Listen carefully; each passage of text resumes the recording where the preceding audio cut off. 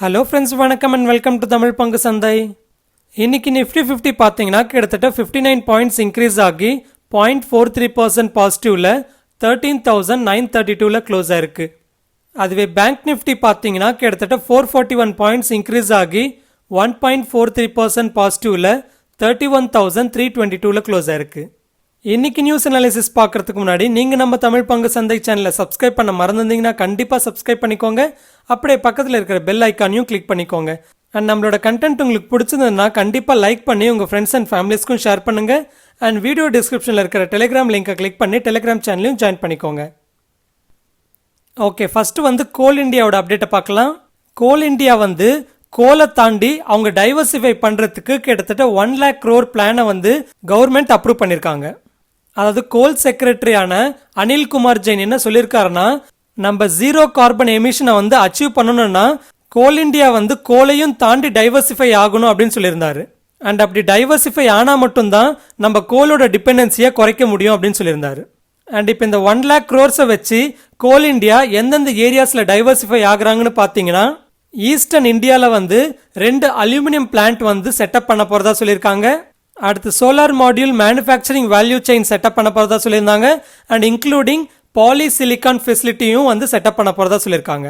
And இந்த பாலிசிலிகான்ன்றது ஒரு type of silicon. இது solar photo voltaic and electronic இண்டஸ்ட்ரியில் ரா மெட்டீரியலாக யூஸ் பண்ணுவாங்க. அண்ட் இந்த பாலிசிலிகான் ஃபெசிலிட்டி நம்ம இந்தியாவோட ஃபர்ஸ்ட் பாலிசிலிகான் ஃபெசிலிட்டின்னு சொல்லலாம். அண்ட் கரண்டாக பார்த்தீங்கன்னா பாலிசிலிகான் மேனுஃபேக்சரிங்கில் சைனா கிட்டத்தட்ட 90% ஷேர் வச்சுருக்காங்க. ஸோ இப்படி நம்ம இந்தியாவில் ஃபர்ஸ்ட் பாலிசிலிகான் ஃபெசிலிட்டி டெவலப் பண்ணுறதுன்றது சைனாவோட டிபெண்டன்சி குறைக்கிறதுக்கு ஹெல்ப்ஃபுல்லாக இருக்குன்னு சொல்லலாம். ஸோ இப்படி கோல் இண்டியா டைவர்சிஃபை பண்ணுறதுக்காக தான் 1 lakh crores கவர்மெண்ட் அப்ரூவ் பண்ணியிருக்காங்க. ஆனால் ஆக்சுவலாக டைவர்சிஃபை பண்ணுறதுக்கு முன்னாடி இப்போ இருக்கிற கோல் டிமாண்டை மீட்டப் பண்ணணும்னா கோல் இண்டியாவோட எக்ஸிஸ்டிங் ப்ராஜெக்ட்ஸை எக்ஸ்பேண்ட் பண்ணணும்னு சொல்லியிருந்தாங்க. ஸோ இப்படி எக்ஸிஸ்டிங் கோல் இண்டியாவோட பிஸ்னஸை எக்ஸ்பேண்ட் பண்ணுறதுக்கும் அண்ட் அவங்களோட டைவர்சிஃபைடு பிளானுக்கும் கிட்டத்தட்ட 2.45 lakh crores நெக்ஸ்ட் 2 to 3 yearsல இன்வெஸ்ட் பண்ண போகிறதா சொல்கிறாங்க. அண்ட் இந்த 2.45 lakh crores தான் டைவர்சிஃபிகேஷன் பிளானோட 1 lakh crores இன்க்ளூடட். ஓகே, அடுத்த ஆட்டோ செக்டாரில் ஒரு அப்டேட் இருக்கு, அதை பார்க்கலாம். இன்னைக்கு ரோட் மினிஸ்ட்ரி, அதாவது ministry of road transport and highways ஒரு ப்ரப்போசலை கொடுத்துருந்தாங்க. அது என்ன ப்ரப்போசல்னு பார்க்குறப்போ, கார்ஸில் டிரைவர் சீட்டுக்கு பக்கத்தில் இருக்கிற சீட்லேயும் ஏர் பேக்ஸை மேண்டேட்ரி ஆக்கணும்னு சொல்லி ப்ரப்போஸ் பண்ணியிருக்காங்க. ஆக்சுவலாக இந்த மினிஸ்ட்ரி தான் 2019ல் டிரைவர் சீட்ஸுக்கு ஏர் பேக்ன்றது எல்லா கார்லையுமே மேண்டேட்ரியாக வைக்கணும்னு சொல்லி ஆர்டர் போட்டிருந்தாங்க. ஸோ இப்போ டிரைவர் சீட்டுக்கு பக்கத்தில் இருக்கிற சீட்லேயும் ஏர் பேக்ஸ் மேண்டேட்ரி ஆக்கணும்னு சொல்லி ப்ரப்போசல் கொடுத்துருக்காங்க. அண்ட் இதை இம்ப்ளிமெண்ட் பண்ணுறதுக்கு என்ன டைம்லைன் ப்ரப்போஸ் பண்ணியிருக்காங்கன்னு பார்த்தீங்கன்னா, நியூ மாடல்ஸாக இருந்ததுன்னா 1 April 2021 இதை இம்ப்ளிமெண்ட் பண்ணணும்னு சொல்லியிருக்காங்க. அதுவே எக்ஸிஸ்டிங் மாடல்ஸாக இருந்ததுன்னா 1 June இம்ப்ளிமெண்ட் பண்ணணும்னு சொல்லியிருக்காங்க. அண்ட் ஆக்சுவலாக இது ப்ரப்போசல் மட்டும்தான், அதாவது டிராஃப்ட் நோட்டிஃபிகேஷன். இது ரிலேட்டடாக ஏதாவது சஜஷன்ஸ் இருந்ததுன்னா நெக்ஸ்ட் 30 daysல சொல்லலாம்னு சொல்லியிருக்காங்க. ஸோ இது ரிலேட்டடாக ஃபாடா, அதாவது federation of automobile dealers association of India என்ன சொல்லியிருக்காங்கன்னா, இப்படி ஃப்ரண்ட் பேசஞ்சர் சீட்ஸ்க்கு ஏர் பேக்கை மேண்டேட்ரி பண்ணுறது ஒரு நல்ல மூவ் தான். ஸோ இந்த ப்ரப்போசல் ஒரு நல்ல ஐடியாவாக இருந்தாலும் இதனால வெஹிக்கிளோட ப்ரைஸ் இன்க்ரீஸ் ஆகும். ஆல்ரெடி இப்போ தான் steel prices and raw material காஸ்டோட ப்ரைஸ் எல்லாமே இன்க்ரீஸ் ஆனதுனால ஆல்மோஸ்ட் எல்லா கம்பெனிஸுமே வெஹிக்கிள்ஸோட ப்ரைஸை இன்க்ரீஸ் பண்ணியிருந்தாங்க. ஸோ இப்படி இருக்கிறப்போ மறுபடியும் நெக்ஸ்ட் 4 monthsலேயே வெஹிக்கிள்ஸோட ப்ரைஸை இன்க்ரீஸ் பண்ணுறதுன்றது மார்க்கெட்டில் நெகட்டிவ் இம்பாக்டை கொடுக்கறதுக்கு வாய்ப்பு இருக்குது அப்படின்னு சொல்லியிருக்காங்க. அண்ட் அதே போல் ப்ரப்போஸ் பண்ண டைம்லைனும் பார்த்தீங்கன்னா கொஞ்சம் ஷார்ட்டாக இருக்குன்னு சொல்லியிருக்காங்க. அண்ட் இப்படி ஷார்ட் டேர்மில் அடிஷ்னல் ஏர் பேக்கோட டிமாண்டை நாங்கள் அட்ரஸ் பண்ணுறதுன்றது ஒரு சேலஞ்சிங்காக இருக்கும் அப்படின்னு சொல்லியிருக்காங்க. ஓகே, அடுத்து வேதாந்தோட அப்டேட்டை பார்க்கலாம். வேதாந்தோட ஷேர் ப்ரைஸ் பார்த்தீங்கன்னா இன்னைக்கு கிட்டத்தட்ட 2% ஃபாயில் இருந்தது. அண்ட் இதோட அப்டேட் நம்மளோட டெலிகிராம் சேனலில் மார்க்கெட் ஓப்பன் பண்ணுறதுக்கு முன்னாடி நம்ம அப்டேட் பண்ணியிருந்தோம். ஸோ என்ன அப்டேட்னு பார்க்குறப்போ, வேதாந்தா கம்பெனி அவங்களோட என்டையர் ஈக்விட்டியை பிளெட்ஜ் பண்ணியிருக்கிறதா சொல்லியிருக்காங்க. அதாவது பிளெட்ஜ்ன்றது அவங்களோட ஷேர்ஸை அடகு வைக்கிற மாதிரி, அதாவது அவங்களோட ஈக்விட்டி ஷேர்ஸ் எல்லாத்தையும் அடகு வச்சு அதுக்கு ரிலேட்டடாக அவங்க கடன் வாங்கிப்பாங்க. அண்ட் பொதுவாக இப்படி வாங்கின கடனை கரெக்டாக திருப்பி பே பண்ணாங்கன்னா இவங்களுக்கு எதுவும் நடக்காது. ஒருவேளை இவங்க வாங்கின கடனை ரெகுலர் இன்டர்வல்ஸில் அவங்களால கட்ட முடியலன்னா எந்த பேங்க்கு கிட்ட இவங்களோட ஈக்விட்டி ஸ்டேக்கை அடகு வச்சாங்களோ அந்த பேங்க் வந்து அடகு வச்ச அந்த ஸ்டேக்கை வந்து அதாவது அந்த ஷேர்ஸை வந்து ஓப்பன் மார்க்கெட்டில் செல் பண்ணி அவங்க கொடுத்த கடனை வந்து திருப்பி எடுக்கிறதுக்கும் வாய்ப்பு இருக்குது. அண்ட் ஒரு கம்பெனி வந்து அவங்களோட ஈக்விட்டி ஸ்டேக்கை பிளெட்ஜ் பண்ணாங்கன்னா பொதுவாக அதை வந்து நெகட்டிவாக தான் பார்ப்பாங்க. ஆனால் அப்படி பிளெட்ஜ் பண்ணி வாங்கின கடனை வச்சு அவங்க என்ன பண்ணுறாங்கன்றதையும் நம்ம வந்து கவனிக்க வேண்டியதாக இருக்கும். ஆக்சுவலாக லாஸ்ட் வீக் Thursday தான் வந்து வேதாந்தா ஓப்பன் மார்க்கெட்லேருந்து கிட்டத்தட்ட 5% ஈக்விட்டி ஸ்டேக்கை வந்து பை பண்ணியிருந்தாங்க. அதாவது முன்னாடி அவங்க கிட்ட கிட்டத்தட்ட 50.13% ஸ்டேக் இருந்தது. அண்ட் Thursday அதாவது லாஸ்ட் Thursday வந்து ஓப்பன் மார்க்கெட்லேருந்து கிட்டத்தட்ட 4.99% வந்து ஈக்விட்டி ஸ்டேக்கை கிட்டத்தட்ட 159.94 ருபீஸ் பர் ஷேருக்கு வாங்கியிருந்தாங்க. அண்ட் அப்படி வாங்கினதுனால அவங்களோட ஓவரால் ஸ்டேக் வந்து 50.13%லேருந்து 55.11% இன்க்ரீஸ் ஆயிருந்தது. அண்ட் இந்த 5% ஸ்டேக்கை வாங்குறதுக்கு கிட்டத்தட்ட 2,959 crores யூஸ் பண்ணி 18.5 crore ஷேர்ஸை 159.94 ருபீஸ் பர் ஷேரில் வாங்கியிருந்தாங்க. அண்ட் இப்போ அவங்களோட என்டையர் ஈக்விட்டி ஸ்டேக்கை வந்து பிளெட்ஜ் பண்ணதுக்கு காரணம் எதுவும் சொல்லலை. ஆனால் மோஸ்ட்லி என்ன எக்ஸ்பெக்ட் பண்ணலான்னா ஆல்ரெடி இவங்க பிபிசிஎல்ல ஸ்டேக்கை வாங்குறதுக்கு இஓஐ அதாவது எக்ஸ்பிரஷன் ஆஃப் இன்ட்ரெஸ்ட்டை வந்து ஃபைல் பண்ணியிருந்தாங்க. ஸோ பிபிசிஎலோட ஸ்டேக்கை வாங்குறதுக்கு வேதாந்தாவோட ஈக்விட்டி ஸ்டேக்கை பிளெட்ஜ் பண்ணி ரைஸ் பண்ண கடனை வந்து யூஸ் பண்ணுவாங்கன்னு எதிர்பார்க்கலாம். ஓகே, அடுத்து யூகேலேருந்து திரும்பி வந்த 6 பேருக்கு யூகேல ஸ்ப்ரெட் ஆகிட்டு இருந்த புது வேரியன்ட் கொரோனா வைரஸ் வந்து இருக்குன்னு கண்டுபிடிச்சிருக்காங்க. ஆக்சுவலாக ஸ்டேட்மெண்ட்டில் என்ன சொல்லியிருக்காங்கன்னா நவம்பர் 25லேருந்து டிசம்பர் 23க்குள்ள யூகேலேருந்து கிட்டத்தட்ட 33,000 பேசஞ்சர்ஸ் வந்து இந்தியாவுக்கு வந்திருக்கிறதா சொல்லியிருக்காங்க. அந்த 33,000 பேசஞ்சர்ஸில் 114 பேசஞ்சர்ஸ்க்கு வந்து கோவிட் பாசிட்டிவ்னு சொல்லி கண்டுபிடிச்சிருக்காங்க.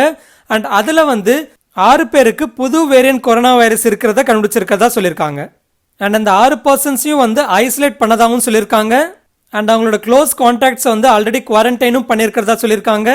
அடுத்து அவங்களோட கோ டிராவலர்ஸ், ஃபேமிலி கான்டாக்ட்ஸ் அவங்க எல்லாத்தையும் வந்து கான்ட்ராக்ட் ட்ரேசிங் பண்ணிட்டு இருக்கிறதாவும் சொல்லியிருக்காங்க. அண்ட் இது வரைக்கும் இந்த யூகேவோட புது வேரியன்ட் கொரோனா வைரஸ் வந்து எந்தெந்த கண்ட்ரீஸில் கண்டுபிடிச்சிருக்காங்கன்னு பார்த்தீங்கன்னா Denmark, Netherlands, Australia, Italy, Sweden, France, Spain, Switzerland, Germany, Canada, Japan, Lebanon, Singapore and இப்போ இந்தியாவில். ஓகே, அடுத்து யூஃப்ளெக்ஸ் கம்பெனியோட அப்டேட்டை பார்க்கலாம். ஆக்சுவலாக யூஃப்ளெக்ஸ் கம்பெனின்றது இந்தியாவோட லார்ஜஸ்ட் ஃப்ளெக்சிபிள் பேக்கேஜிங் கம்பெனின்னு சொல்லலாம். அண்ட் இவங்களோட ஷேர் ப்ரைஸ் பார்த்தீங்கன்னா இயர் டு டேட் வந்து கிட்டத்தட்ட 90% ரைஸ் ஆயிருக்கு. அதுவே மார்ச் லோலிருந்து பார்க்குறப்போ கிட்டத்தட்ட 190% ரைஸ் ஆயிருக்கு. அண்ட் இப்போ இந்த கம்பெனி வந்து 2021 அவங்களோட க்ரோத் அவுட்லுக்கை வந்து ஷேர் பண்ணியிருக்காங்க. அதில் என்ன சொல்லியிருக்காங்கன்னா நெக்ஸ்ட் இயர் அவங்களோட எல்லா ப்ராடக்ட்ஸ்லுமே எர்னிங்ஸ் வந்து கிட்டத்தட்ட 17 to 18% வந்து க்ரோ ஆகுன்னு சொல்லியிருக்காங்க. அண்ட் அடுத்து அவங்களோட அடிஷனல் கெப்பாசிட்டி ப்ரொடக்ஷன் வந்து இந்த வருஷம் ஸ்டார்ட் பண்ணதுனால நெக்ஸ்ட் கப்புள் ஆஃப் இயர்ஸ்க்கு வந்து அவங்களோட ஓவரால் வால்யூம் க்ரோத் கிட்டத்தட்ட 25% இம்ப்ரூவ் ஆகும்னு சொல்லியிருக்காங்க. ஸோ இது வந்து கம்பெனிக்கு பாசிட்டிவான அப்டேட்டாக இருக்குது. ஓகே, அடுத்து ஆர்பிஐ வந்து இன்ஃப்ளேஷன் பற்றி ஒரு அப்டேட் கொடுத்துருந்தாங்க, அதை பார்க்கலாம். ஆக்சுவலாக கவர்மெண்ட் வந்து ஆர்பிஐயோட கன்சல்ட் பண்ணி நம்ம கண்ட்ரியோட இன்ஃப்ளேஷன் டார்கெட்டை வந்து செட் பண்ணுவாங்க. அண்ட் இந்த இன்ஃப்ளேஷன் டார்கெட் வந்து எவ்ரி 5 இயர்ஸ்க்கு வந்து ரிவ்யூ பண்ணிகிட்டே இருப்பாங்க. அண்ட் கடைசியாக வந்து 2016 நம்மளோட இன்ஃப்ளேஷன் டார்கெட்டை வந்து செட் பண்ணியிருந்தாங்க. அந்த இன்ஃப்ளேஷன் டார்கெட் வந்து 4% இருக்குது. அண்ட் இந்த இன்ஃப்ளேஷன் டார்கெட்டுக்கு வந்து ப்ளஸ் ஆர் -2 வந்து ஒரு பஃபர் ரேஞ்சாக வச்சுருப்பாங்க. ஸோ இப்படி 4% இன்ஃப்ளேஷன் டார்கெட் ரேட் வந்து 2016 செட் பண்ணதுனால இப்போ 5 வருஷம் கழிச்சு 2021 வந்து ரிவ்யூ பண்ணி செட் பண்ணணும். அண்ட் ரீசெண்டாக கவர்மெண்ட் வந்து எக்கனாமிக் க்ரோத்தில் வந்து ஃபோக்கஸ் பண்ணுறதுக்காக இன்ஃப்ளேஷன் டார்கெட் ரேட்டை வந்து கொஞ்சம் லூசன் பண்ணுறதுக்கு கன்சிடர் பண்ணலாம் அப்படின்னு சொல்லியிருந்தாங்க. அண்ட் இப்படி இருக்கிறப்போ இப்போ ஆர்பிஐ வந்து அவங்களோட ஒர்க்கிங் பேப்பரை வந்து பப்ளிஷ் பண்ணியிருந்தாங்க. அதில் என்ன சொல்லியிருக்காங்கன்னா 4% இன்ஃப்ளேஷன் டார்கெட் ரேட்டை நம்ம மெயின்டைன் பண்ணுறதே வந்து கரெக்டாக இருக்கும் அப்படின்னு சொல்லியிருக்காங்க. ஓகே, அடுத்து இன்னைக்கு எஃப்ஐஎஸ் அண்ட் டிஐஎஸோட டேட்டா பார்க்குறப்போ எஃப்ஐஎஸ் வந்து கிட்டத்தட்ட 2,349 crores நெட் பையிங் பண்ணியிருக்காங்க. அதுவே டிஐஎஸ் வந்து கிட்டத்தட்ட 2,010 crores நெட் செல்லிங் பண்ணியிருக்காங்க. ஆக்சுவலாக இந்த டேட்டா பார்க்குறப்போ இந்த வருஷம் எஃப்ஐஎஸ் யாருமே வந்து வெக்கேஷன் எடுக்கலன்னு தெரியுது. ஓகே, அடுத்து நாளைக்கு கவனிக்க வேண்டிய நிஃப்டி அண்ட் பேங்க் நிஃப்டியோட சப்போர்ட் அண்ட் ரெசிஸ்டன்ஸ் லெவல்ஸை பார்க்கலாம். நிஃப்டியோட இமிடியேட் சப்போர்ட்னு பார்க்குறப்போ 13,800 பார்க்குறேன். அதுவே ரெசிஸ்டன்ஸ்னு பார்க்குறப்போ 14,040 பார்க்குறேன். அடுத்து பேங்க் நிஃப்டியோட இமிடியேட் சப்போர்ட்னு பார்க்குறப்போ 30,350 பார்க்குறேன். அடுத்து ரெசிஸ்டன்ஸ்னு பார்க்குறப்போ 31,700ல் பார்க்குறேன். அடுத்து இந்த வாரம் எக்ஸ்பைரி ஆகிற நிஃப்டியோட ஆப்ஷன் செயின் பார்த்தீங்கன்னா கால் சைடில் அதிகமான ஓப்பன் இன்ட்ரெஸ்ட் என்னவோ இமீடியட்டாக 40,000 ஸ்ட்ரைக் ப்ரைஸில் இருக்குது. அதுவே புட் சைடில் அதிகமான ஓப்பன் இன்ட்ரெஸ்ட் வந்து இமீடியட்டாக 13,800 ஸ்ட்ரைக் ப்ரைஸில் இருக்குது. ஸோ அப்படி பார்க்குறப்போ இந்த வாரம் நிஃப்டியோட எக்ஸ்பைரி வந்து 13,800லேருந்து 14,000க்குள்ளே இருக்கும்னு எதிர்பார்க்கலாம். ஸோ இது ஃப்ரெண்ட்ஸ் ஃபைனலி நம்ம வீடியோ.